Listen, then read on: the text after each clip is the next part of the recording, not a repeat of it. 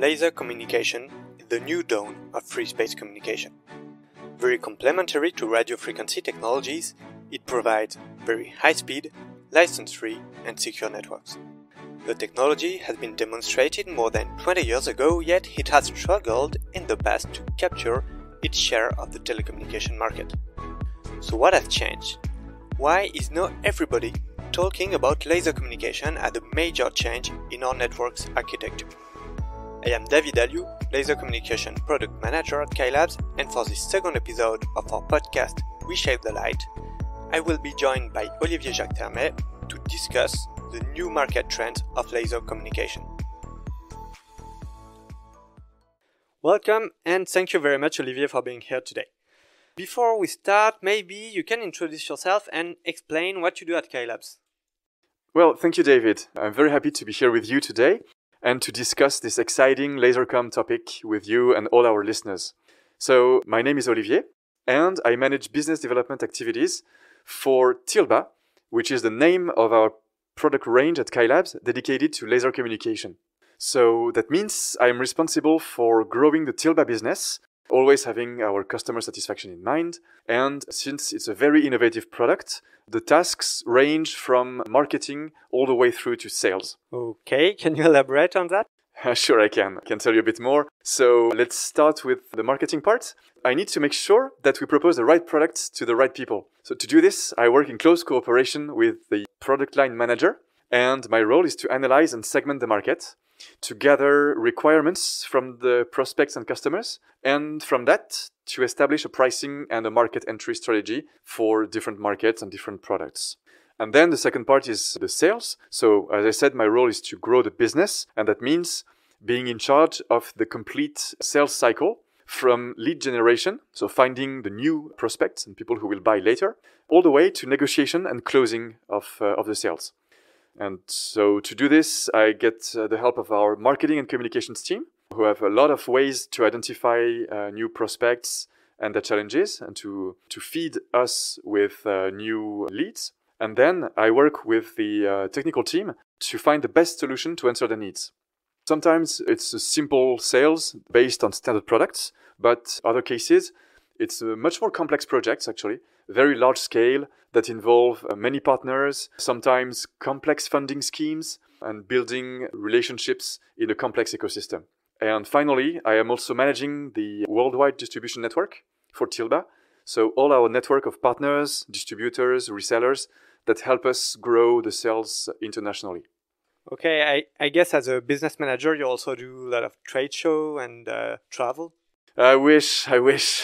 In normal times, it's a job where I should be attending many trade shows, visiting customers, and meeting my market. But unfortunately today, the COVID situation is forcing us to stay home and to reinvent the way we do sales. But we're finding creative solutions. I think we do this pretty well at Cailabs with our great marketing team. It's very exciting. But honestly, I cannot wait to travel again and meet the Lasercom community face-to-face.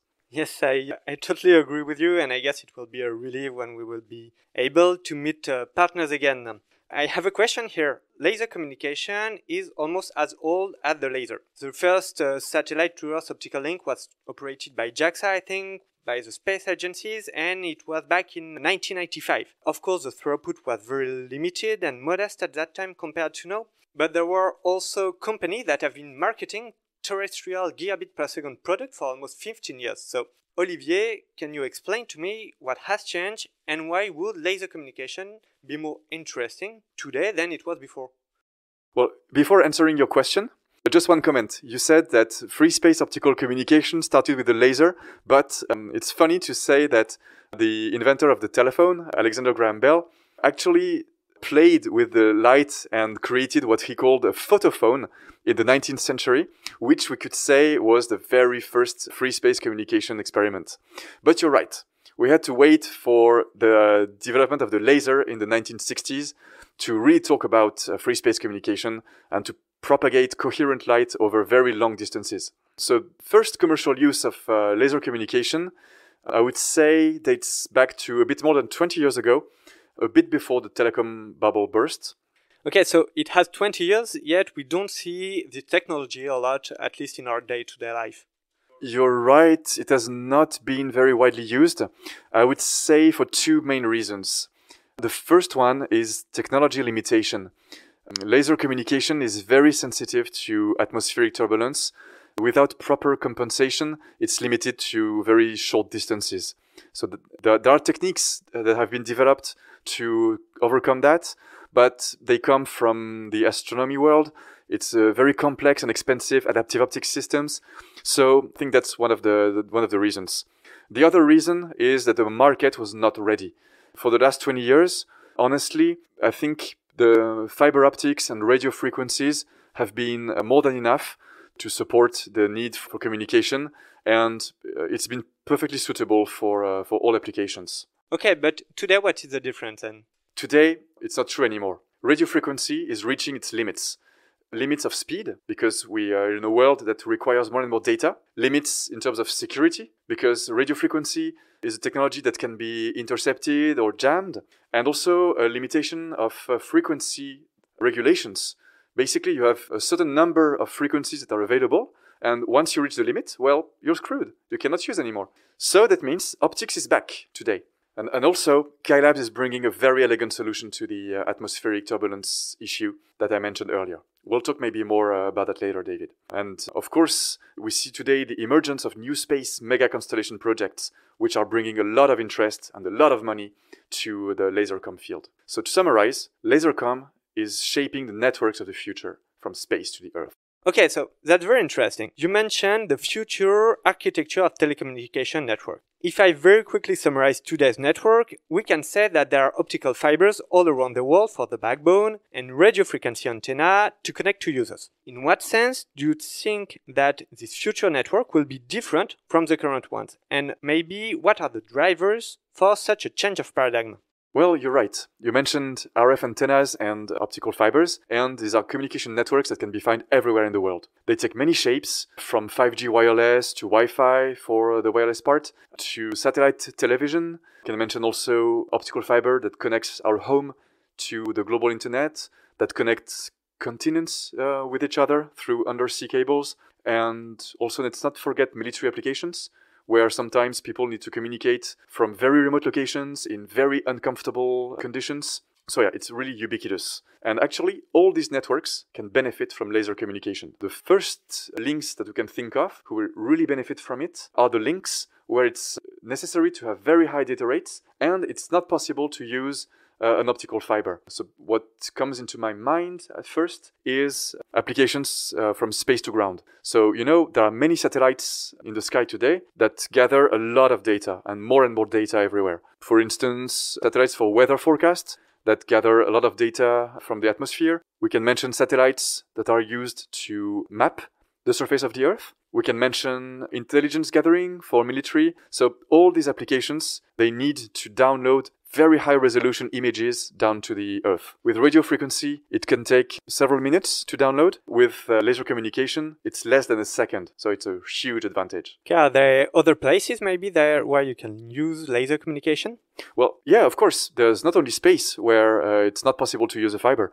There are many remote communities in the world who have all the right to get high-speed internet, but today are limited by the technology to low-throughput communication. We can think also of the seas and the oceans, where we have passenger, commercial, or military ships that need to communicate with each other or to be connected to the world. And also, not very happy, but sometimes after catastrophes like earthquakes, we lose all communication needs, and we need a quick and reliable way to bring back communication to the communities that are affected by that. So in summary, Lasercom is bringing a new degree of freedom that can offer high-speed communication to places where it was not possible before. Okay, that's very interesting. Maybe let's stay in the space industry for a moment. I hear a lot about satellite mega constellation like Starlink or OneWeb, for example. But there are even companies that are not in the space or telecom market that are now investing in these sectors. I'm typically thinking about Kuiper, the satellite constellation project from Amazon. What is the interest of Lasercom for such applications, and how do you see the trends for this market? Well, you're right. We hear a lot about these mega constellations in the news. There are many projects from very well-known companies, basically companies who have enough money to invest on this very challenging market. What they aim at doing is something that's very interesting. It's bringing connectivity everywhere by building space data highways to build a global space backbone that could be used for global connectivity. So why is that needed? I can give you a number, David. I read that Cisco evaluates that up to 80% of the global internet traffic consists of IP video, and this is putting a lot of pressure on the network data rates. And the traffic is growing by double digit every year. So this space backbone needs to rely on a very high throughput technology that can only be done by laser. Why? Because lasers can transmit data at several tens of gigabits per second, which is more than 100 times more than a typical radio frequency. Also, they are highly scalable because they come from the optics world. There's been a lot of development on fiber optic networks. We can do wavelength multiplexing and so on, and we can apply all this to free space communication. Also, there is no frequency regulation, so there's no limitation. If you need more links, you just add more lasers and you increase your data rate. That's why laser communication is the perfect choice for inter-satellite links, but also for ground to space, what we call a feeder link, and space to ground, bringing the data to the final user. If I hear you well, laser will become the main technology for free space communication. Well, it will become a key technology, but it will not fully replace radio frequency for very simple reasons. That optics doesn't really like fog or clouds, so it's not completely weatherproof. So there will be situations where you have to use radio frequency to ensure 100% availability. That being said, in addition to high speed, there are other advantages that are brought by laser communication over radio frequency.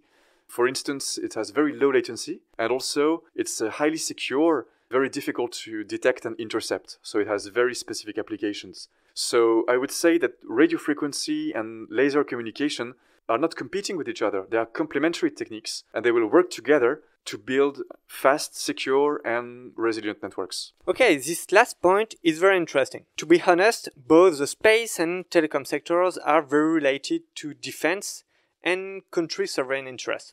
So here you speak about secure telecommunication links, but also resilience and furtivity. Can you elaborate on that? Because I'm sure it's not really straightforward for everybody.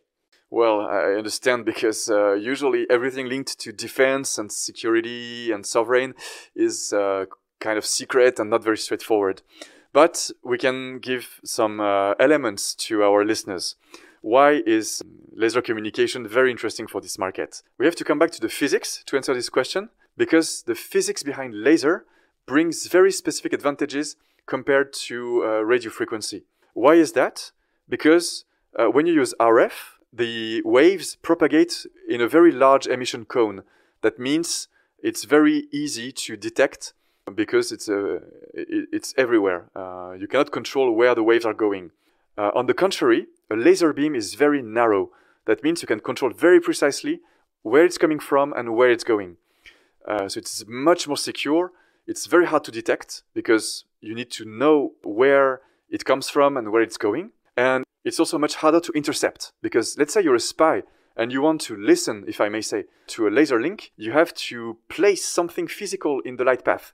So the receiver will know immediately that someone is spying on them, because they would detect a change in the received power.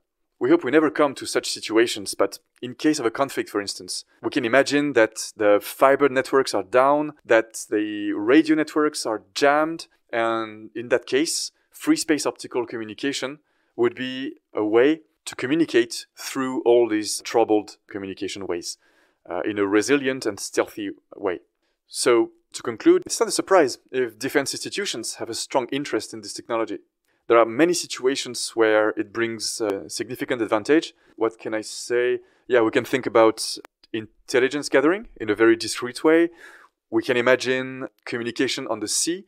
You can create what we call a communication bubble, where the ships and planes can communicate with each other in a very secure way. We can imagine this on the ground, on vehicles, on airplanes, on drones, basically everywhere. Okay, thank you very much for this clarification. Here I think that we are reaching the end of this podcast, so is there anything that you would like to add for our listeners before we wrap up? Well, actually, yes.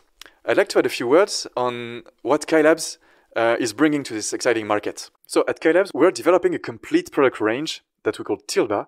This is dedicated to laser communication in general. For instance, we recently launched a product called Tilba Atmo, which is the first fully integrated solution that compensates atmospheric turbulence. It's a very robust and cost-effective system that replaces adaptive optics, but with no moving parts. Also, but we don't just stop at the module level. We are able to support our customers all the way through the communication chain, from the optical module to the Lasercom terminal, and even to the complete optical ground station. Well, of course, I cannot reveal all the projects we are working on, but I can say that Tilba has been approved by NEC in Japan, by the DLR in Germany, and that we are working with many space agencies, laboratories, and companies around the world.